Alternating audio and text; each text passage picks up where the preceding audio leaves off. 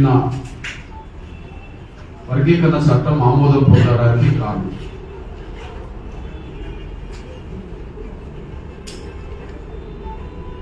మళ్ళీ గుర్తు చేస్తున్నా,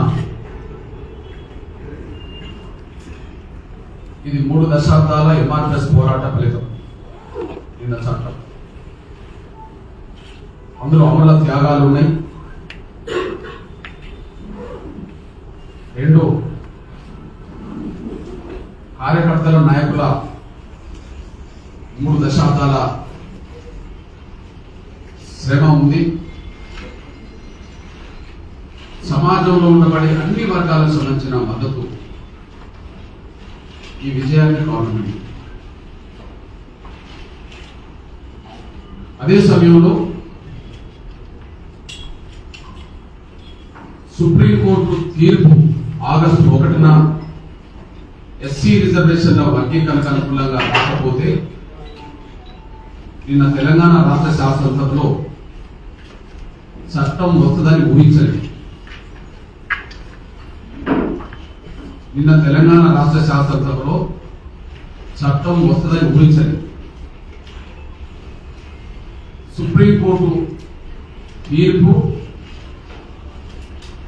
నిన్నటి శాసనసభలో చట్టం తీసుకురావడానికి కనిపిస్తుంది. సుప్రీంకోర్టు తీర్పు వర్గీకరణకు అనుకూలంగా వచ్చింది అంటే కేంద్ర ప్రభుత్వం సుప్రీంకోర్టులో ఎస్సీ వర్గీకరణకు అనుకూలంగా అఫిడవిట్ దాఖలు చేయడానికి కారణం. కేంద్రం సుప్రీంకోర్టులో ఎస్సీ వర్గీకరణకు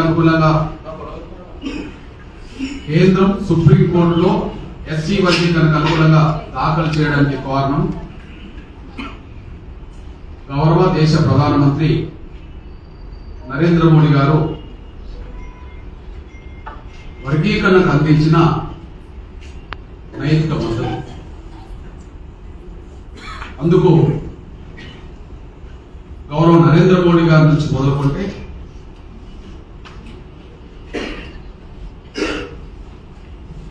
మాదిగలు నిర్వహించిన విశ్వరూప మహాసభకు గౌరవ ప్రధానమంత్రి గారిని ఒప్పించి రప్పించడంలో నా సోదరుడు కిషన్ రెడ్డి గారి నుంచి మొదలుకుంటే, అంతకుముందు పెద్దలు వెంకయ్య నాయుడు గారి నుంచి మొదలుకుంటే, మా పెద్దలు స్వర్గీయ బంగారు లక్ష్మణ్ గారి నుంచి మొదలుకుంటే, దత్తాత్రేయ నుంచి మొదలుకుంటే ఎంతో మంది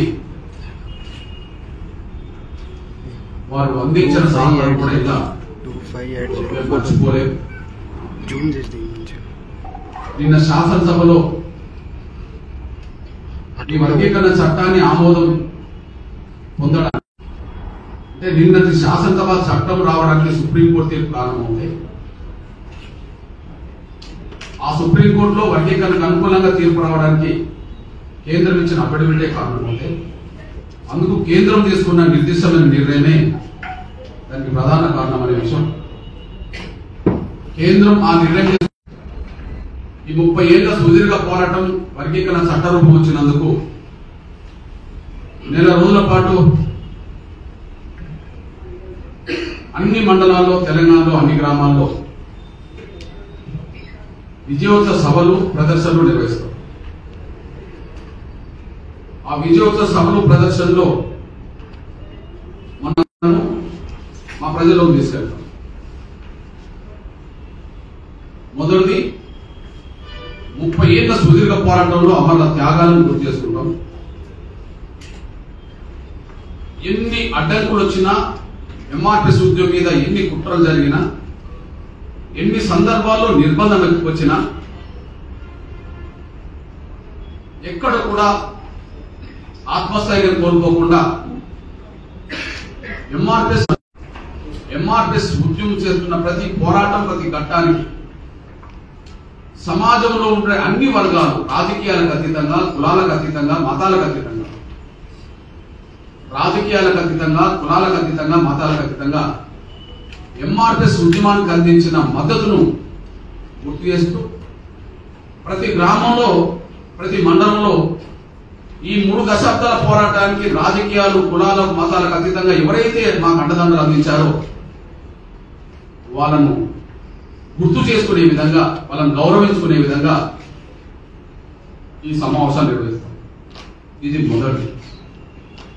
అంటే 30 ఏళ్ల పోరాటాన్ని గుర్తు చేసుకునే క్రమంలో అమరుల త్యాగాలను వాళ్ళకు నివాళులర్పించడం, ఎంఆర్పిఎస్ కార్యకర్తల సంకల్ప బలాన్ని గర్వంగా ఎస్సీ వర్గీకరణ అమలు జరగబోయే సమయంలో ఎస్సీ వర్గీకరణ చట్టం అమలుకు వస్తున్న దశలో ఆ వర్గీకరణ ఫలాలు మాదిగ బిడ్డలు అదే సమయంలో వర్గీకరణ సాగాలని, ఆ విద్యలో నైపుణ్యాన్ని సాధించుకునే దిశగా, పెంపొందించుకునే దిశగా ముందుకు సాగాలని చెప్పి మా విద్యార్థులను, నిరుద్యోగులను అప్రమత్తం చేసే దిశగా, టోటల్ గా మా ప్రజల్ని చైతన్యం చేసే దిశగా నెల రోజుల పాటు ప్రచారాన్ని చేస్తాం. అంటే వర్గీకరణ ఫలాలు మాదిగ బిడ్డలు, వర్గీకరణ కోరుకున్న దళిత బిడ్డలందరూ అందుకోవడానికి కావలసిన నైపుణ్యాన్ని పెంచుకోండి అని చెప్పి, పెంచుకునే విధంగా తల్లిదండ్రులు పాత్ర పోషించాలని చెప్పి విద్యార్థులకు, నిరుద్యోగులకు, ప్రజలకు మేము పిలుపునివ్వడం కోసం నెల రోజుల పాటు ప్రచారం. మూడవది,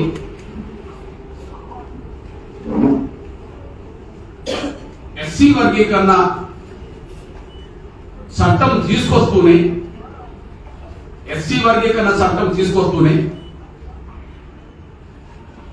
వర్గీకరణ ఫలాలు మాదిగ బిడ్డలకు అందకుండా ఏ కుట్రలు జరిగినాయో ఆ కుట్రలను కూడా ప్రజల్లోకి తీసుకెళ్తారు. ఇది మూడో పాయింట్. ఇది ముఖ్యమైన పాయింట్. వర్గీకరణ ఫలాలు మాదిగ బిడ్డలకు ఈ సంవత్సరం వెంటనే అందకుండా చేయడం కోసం చాలా కుట్రలు జరిగింది. ఆ కుట్రలను మా ప్రజల్లోకి తీసుకెళ్తాం. ఆ కుట్రలకు పాల్పడ్డది కాంగ్రెస్ ప్రభుత్వమే. ఆ కుట్రలకు శ్రీకారం చుట్టింది ముఖ్యమంత్రి. ఆ ముఖ్యమంత్రికి వత్తాసు పలికింది దామోదర్ రాజసింహ. వీళ్ళ వల్ల వర్గీకరణ ఫలాలు మాదిగ బిడ్డలకు అందకుండా పోయింది. ఒక మాటలో చెప్పాలంటే గాంధీ అంబేద్కర్ నాటి ఒప్పందం మళ్ళా గుర్తుకొస్తుంది. గాంధీ అంబేద్కర్ కాలం నాటి 1932 పూనా ఉడంబడిక మళ్ళా గుర్తుకొస్తుంది. గాంధీతో ఒప్పందం గుర్తుకున్న సమయంలో అంబేద్కర్ అన్న మాట నాకు ఆ ఒప్పందం వల్ల జరిగిన నష్టం మాత్రమే గుర్తు చేసుకుంటూ పోయాడు. ఇప్పుడు వర్గీకరణ చట్టం మా చేతికి వచ్చినట్టే, కానీ చట్టం రాకముందే వేలాది ఉద్యోగ అవకాశాలు ఇప్పటికే మాలకు రేవంత్ రెడ్డి దోషపెట్టారు. ఈ చట్టం నిన్న వచ్చింది. ఈ చట్టం రాకముందే వేలాది ఉద్యోగాలు మాలకు రేవంత్ రెడ్డి గారు దోషపెట్టాడు. మాలలతో కుమ్మక్కైన, వెంకటస్వామి గారి కుటుంబంతో కుమ్మక్కైన, మాకెల పేరుతో రాజకీయ లబ్ధి పొందిన దామోదర్ నరసింహ కూడా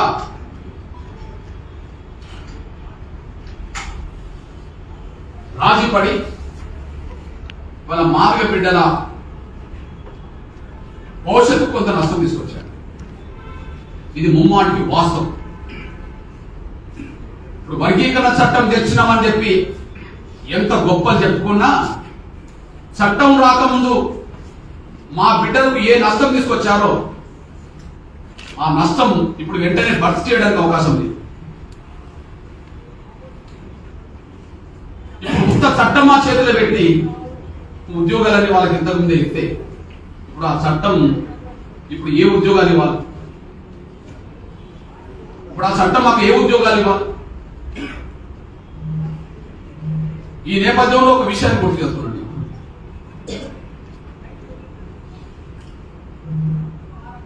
ముఖ్యమంత్రి ఇచ్చిన మాట తప్పుకున్నాడు. ప్రభుత్వం తీసుకున్న నిర్ణయాన్ని విస్మరించారు. ముఖ్యమంత్రి ఆగస్టు 1వ తారీఖు నాడు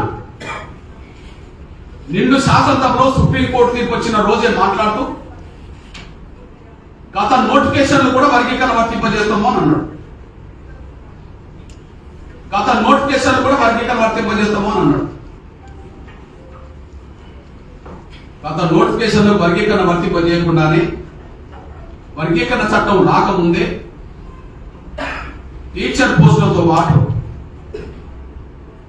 జూనియర్ లెక్చరర్ పోస్టులతో పాటు వర్గీకరణ జరిగాకనే గ్రూప్ 1 ఫలితాలు ప్రకటించాలని, వర్గీకరణ జరిగాకనే గ్రూప్ 2, గ్రూప్ 3 ఫలితాలు ప్రకటించాలని ఒకవైపు మేము దీక్షల్లో ధర్నాలు ఉండగానే ఆగ మేఘాల మీద ఎందుకు అంత తొందరపడాల్సి వచ్చిందో, ఆగ మేఘాల మీద ఎందుకు అంత తొందరపడాల్సి వచ్చిందో ఒక వారం తిరగక ముందే 5 డిపార్ట్మెంట్లలో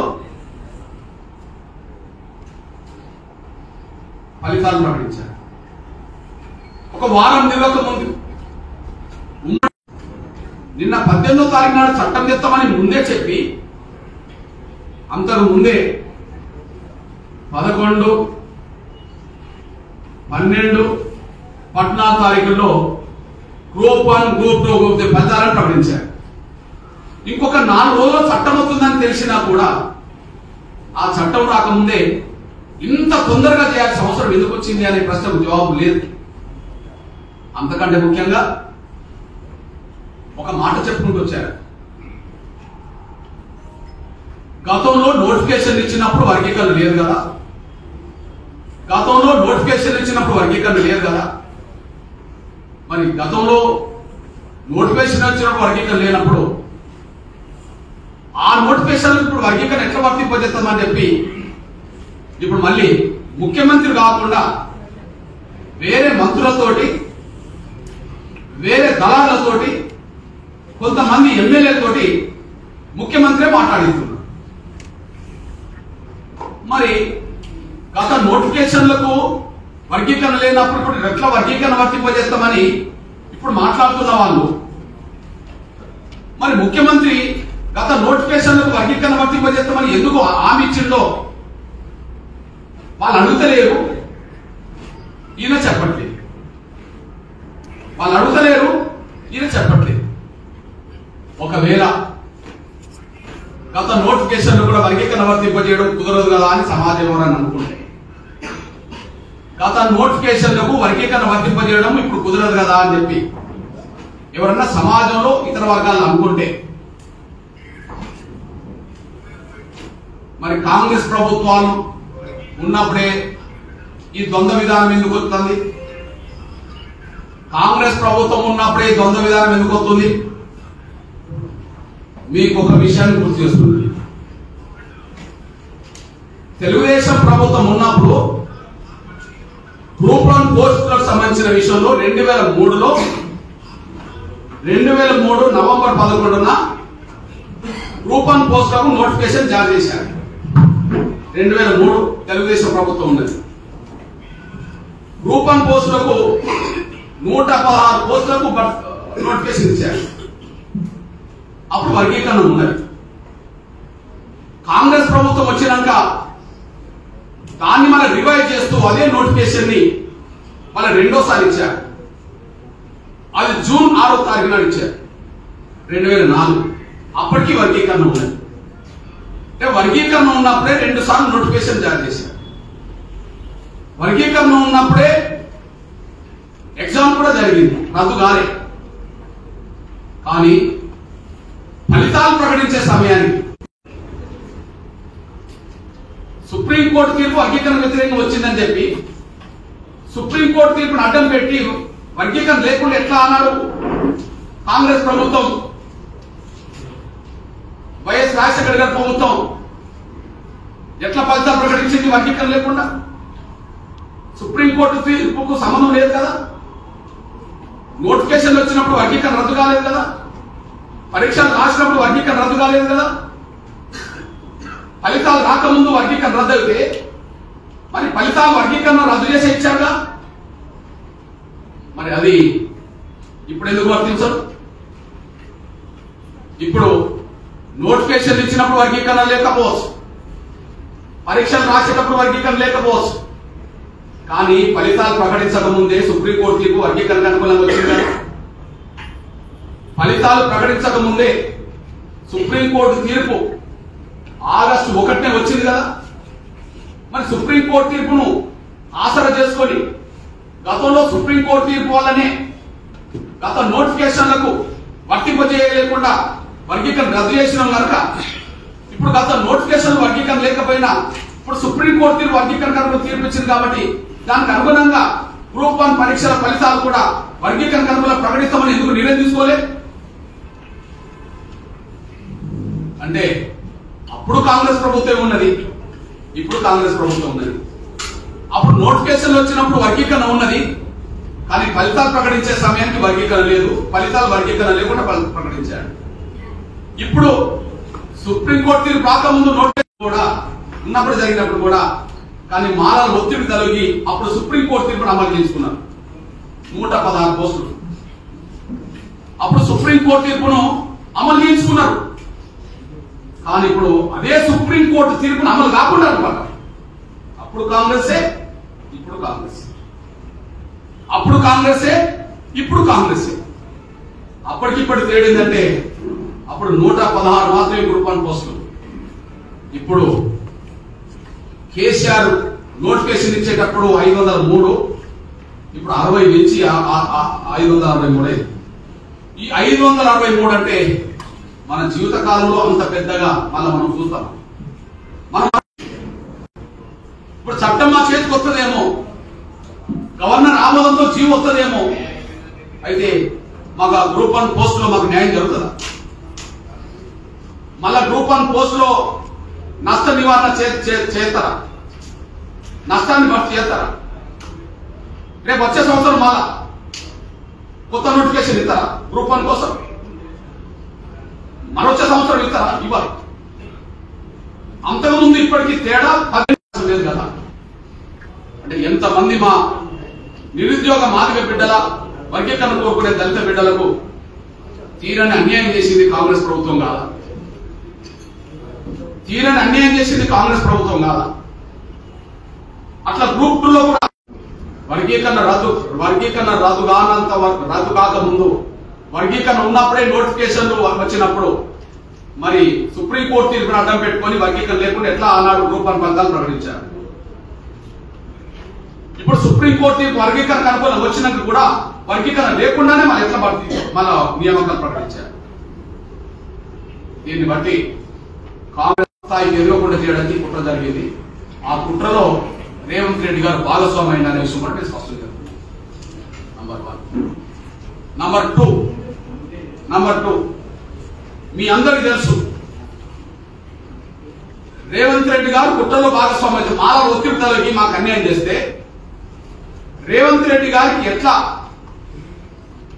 ఈ దామోదర్ నరసింహ అనే ఒక మాదిగ పేరు చెప్పుకున్న మాదిగ మంత్రి ఎట్లా తలొగ్గాడు, పరోక్షంగా ప్రత్యక్షంగా మాలలకు ఎలా ఒత్తాసు పలికిండో రెండో సాక్ష్యం చెప్తున్నాను. మనం అనుకున్నాం ప్రభుత్వం ప్రకటన చేసి మరి సుప్రీంకోర్టు తీర్పు ఆగస్టు 1న వస్తే, సుప్రీంకోర్టు తీర్పు ఆగస్టు 1న వస్తే 21/9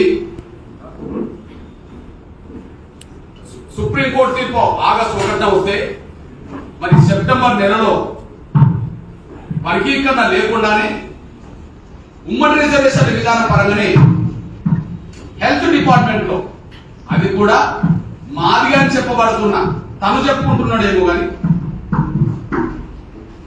మాదిగా మంత్రి అని చెప్పుకుంటున్నా తన డిపార్ట్మెంట్ లోనే దాదాపు 1284 పోస్టులకు సంబంధించింది నోటిఫికేషన్ ఇచ్చేశారు.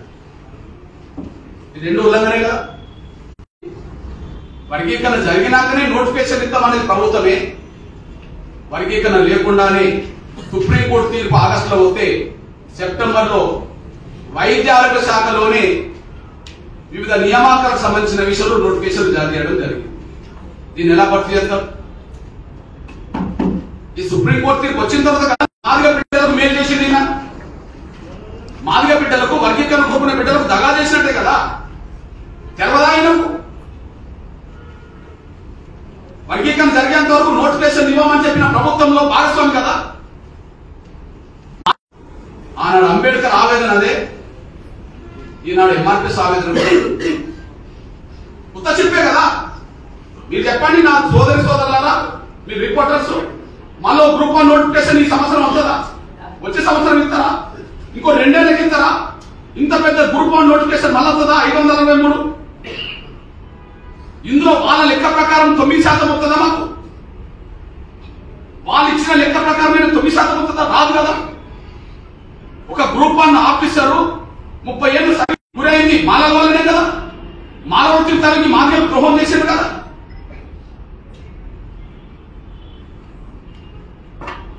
ఈ విషయంలో ఖచ్చితంగా మా ప్రజల్లోకి తీసుకెళ్తాం. ఈ విషయాన్ని మళ్ళీ చెప్తున్నాం. ఇది మా వచ్చిన చట్టం చేసుకోవచ్చు కదా. ఎందుకు తొందరపడ్డారు చెప్పండి? ఒక 1 వీక్ లోనే 5-6 డిపార్ట్మెంట్లు ఎందుకు ఉద్యోగ ప్రకటన చేశారు, నియామకాలు ఫలితాలు ప్రకటించారు చెప్పండి? అంత తొందర ఎందుకు వచ్చింది? అంటే చట్టం వచ్చినాక గతంలో వాటికి కూడా వర్తింపజేసే అవకాశం వస్తుందేమో, అది రాకుండా చేయడం కోసం కుట్ర చేస్తే, ఆ కుట్రలకు తలొగ్గింది మాలలు కుట్ర చేస్తే, ఆ కుట్రలకు తలొగ్గింది రేవంత్ రెడ్డి గారు, ఆ కుట్రలకు తలొగ్గింది దామోదరరావు గారు, మాలతో కుమ్మక్కైన మాలవృత్తిని తలొగ్గేశారు. వీళ్ళిద్దరు దానికి బాధ్యత. ఈ విషయంలో నేను స్పష్టంగా చెప్తున్నా. నంబర్ 1, మా ఉద్యమ ఘట్టాలను నెమరేసుకోవడానికి ప్రచారంలో ఉంటాం. సాధించింది మా విజయమే. కానీ విజయం దక్కే ముందు జరిగిన ద్రోహాన్ని కూడా మా ప్రజల్లోకి తీసుకెళ్తాం. విజయం దక్కే ముందు మా ప్రజలకు జరిగిన ద్రోహం కూడా మేము తీసుకెళ్తాం. ద్రోహానికి బాధ్యత వహించాల్సింది కాంగ్రెస్ లో ముఖ్యమంత్రి రేవంత్ రెడ్డి గారు, అదే సమయం దామోదరరావు గారు దీనికి బాధ్యత వహించాల్సి వస్తుంది. ఈ విషయాన్ని మా ప్రజలకు తీసుకెళ్తాం 4 రోజుల పాటు. ఇక పోతే నా సోదరుల, నిన్న శాసనసభలో ఆమోదించిన చట్టం కమిషన్ నివేదిక అన్నారు కదా. నిన్న శాసనసభలో ఆమోదించిన చట్టం కమిషన్ నివేదిక అన్నారు కదా. ఓకే, షమీమ్ అఖ్తర్ గారి కమిషన్ ఏర్పాటు చేసింది ప్రభుత్వమే కదా. ఆ ప్రభుత్వం ఫిబ్రవరి 2వ తారీఖు నాడు కమిషన్ నివేదిక తీసుకున్నది కదా. 3వ తారీఖు నాడు కమిషన్ నివేదిక మీద కేబినెట్ తీర్మానం చేసింది కదా సబ్ కమిటీ. 4వ తారీఖు నాడు అసెంబ్లీలో చర్చ జరిగింది కదా. మీ దృష్టికి తీసుకొస్తున్నాను. నిన్న శాసనసభలో చట్టం తీసుకొచ్చే సమయంలో కమిషన్ నివేదికనే మేము 3వ తారీఖు నాడు ఆమోదించినాము అన్నారు. దయచేసి ఈ పాయింట్ గమనిస్తారని ఆశిస్తున్నాను. నిన్న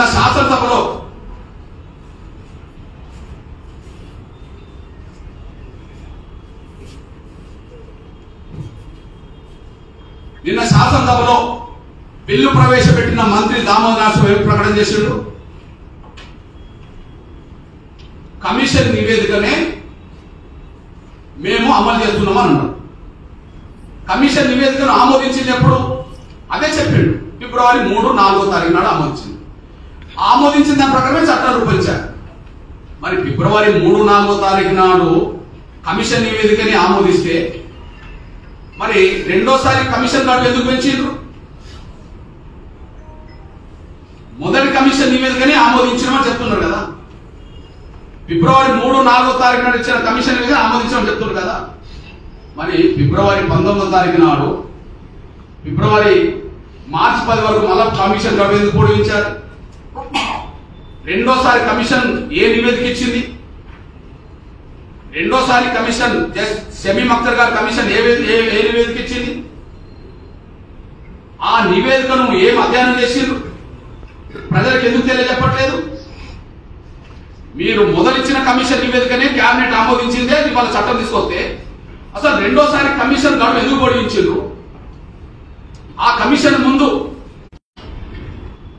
అంటే మీరు మభ్యపెట్టడం కోసమే రెండోసారి కమిషన్ గడువు పొడిగించారు. కానీ మీరు కమిషన్ ముందు వచ్చిన వినతి పత్రాలు ఏంది, విజ్ఞప్తులు ఏందనే విషయం కమిషన్ పరిశీలించడానికి మీరు అవకాశం లేదని మీరు కూడా పరిశీలించడానికి సిద్ధంగా లేరనే విషయం మీరు ఫాల్స్ ప్రిస్టేజ్కి వెళ్ళి ఈ ముఖ్యమంత్రి కమిషన్ నివేదికను తుంగలో తొక్కేశారు.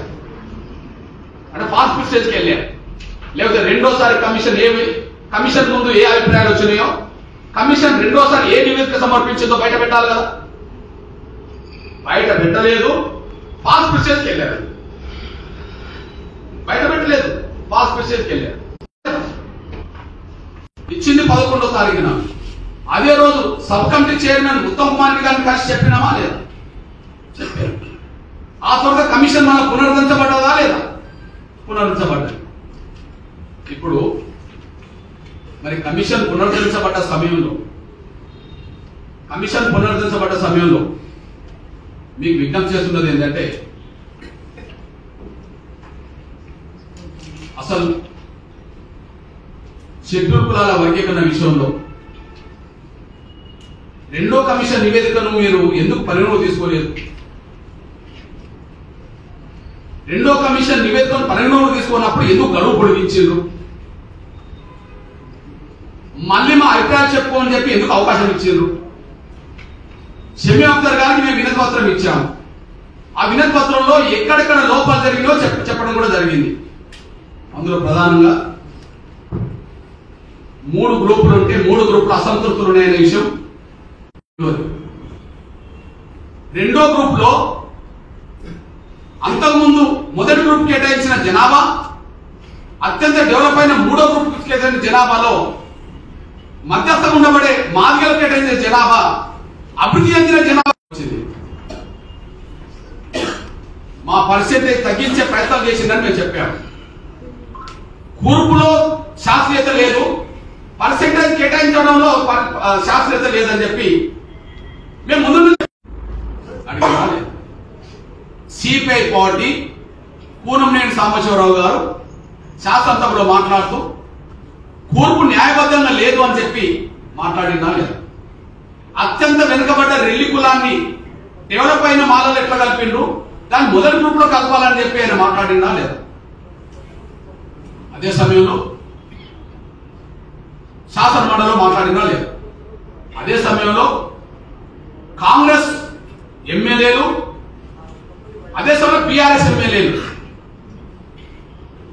ఈ వర్గీకరణ ప్రక్రియ ముందుకు సాగుతున్న దశలో కమిషన్ నివేదికలో ఏ కులాన్ని ఎక్కడ చేర్చాలనే కూర్పులో శాస్త్రీయత లోపించిందని చెప్పి శాసనసభ్యులు మాట్లాడినరా లేదా? మాదిగలకు రావాల్సిన పర్సెంటేజ్ కంటే అరకొర కొంత తగ్గింది అని చెప్పి బీఆర్ఎస్ వాళ్ళు మాట్లాడినరా లేదా? మేము మొదటి నుండి చెప్పుకుంటూ వస్తున్నదే నిన్న శాసనసభలో చర్చలుగా మొదలైంది. సూత్రరీత్యా వర్గీకరణకు సమ్మతించారు, చట్టానికి చివరికి కాంగ్రెస్ మాల ఎమ్మెల్యేలు కూడా కూర్పులో అందరికీ న్యాయం జరగలేదు అని చెప్పి మాట్లాడే పరిస్థితి వచ్చింది.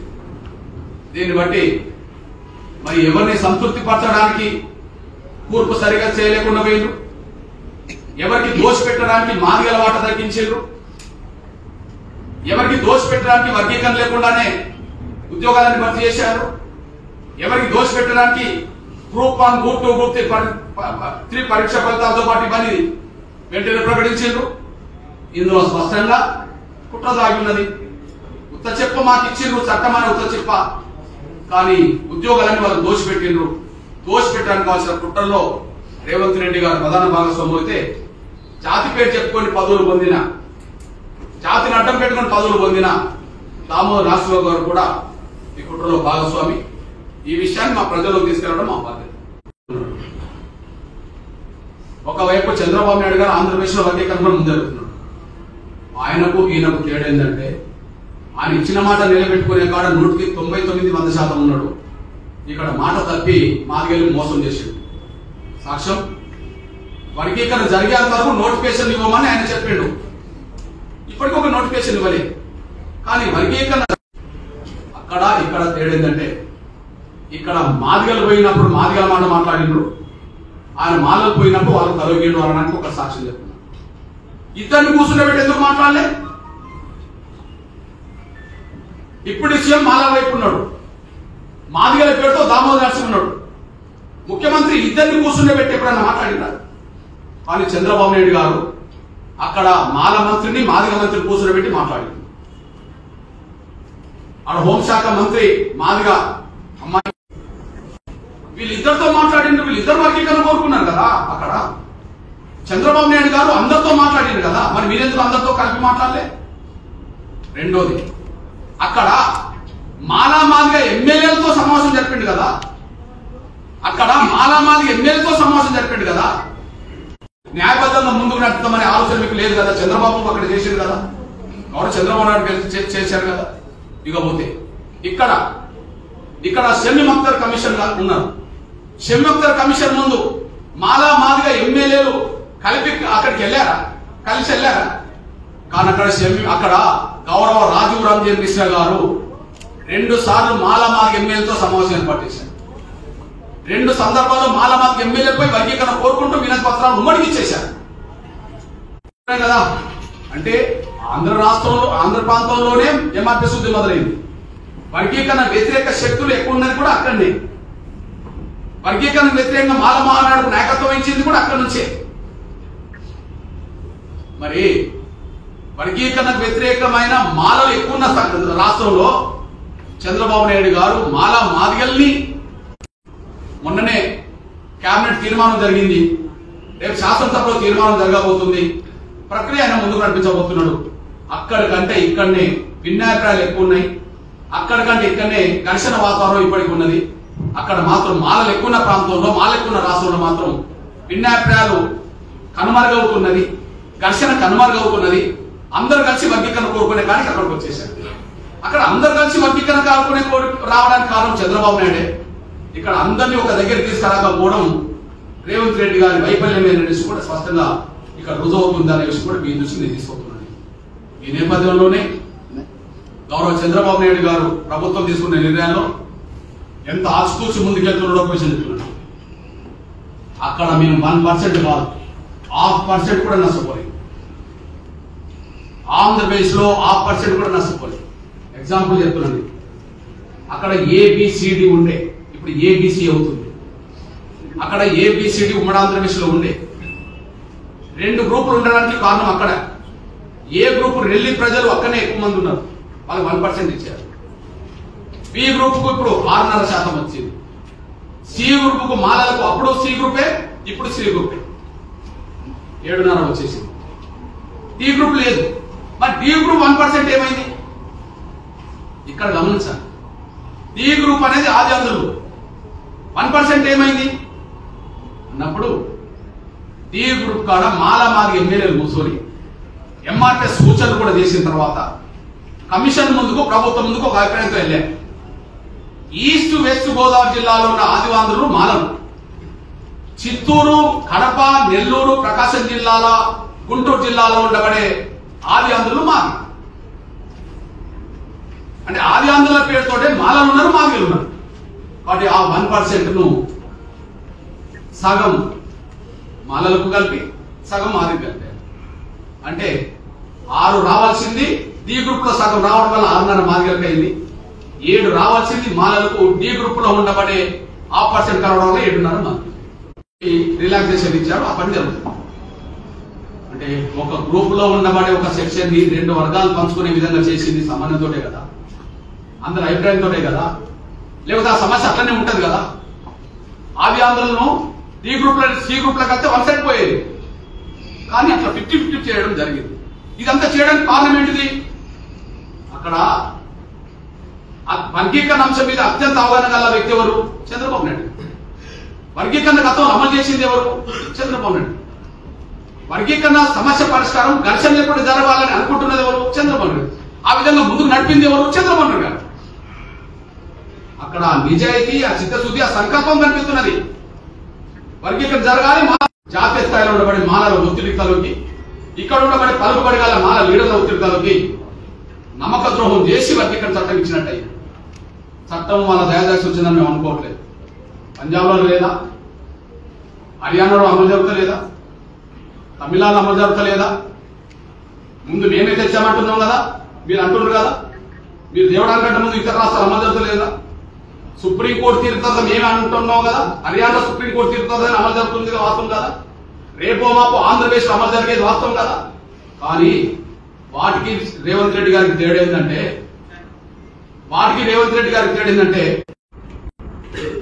మమ్మల్ని 10 ఏళ్ళు గ్రూప్ 1 పోస్టులు పొందే విషయంలో మమ్మల్ని వెనుక నెట్టేసింది, గ్రూప్ 2లో వెనుక నెట్టేశారు, ఇతరత్ర ఉద్యోగాలు మమ్మల్ని వెనుక నెట్టేశారు.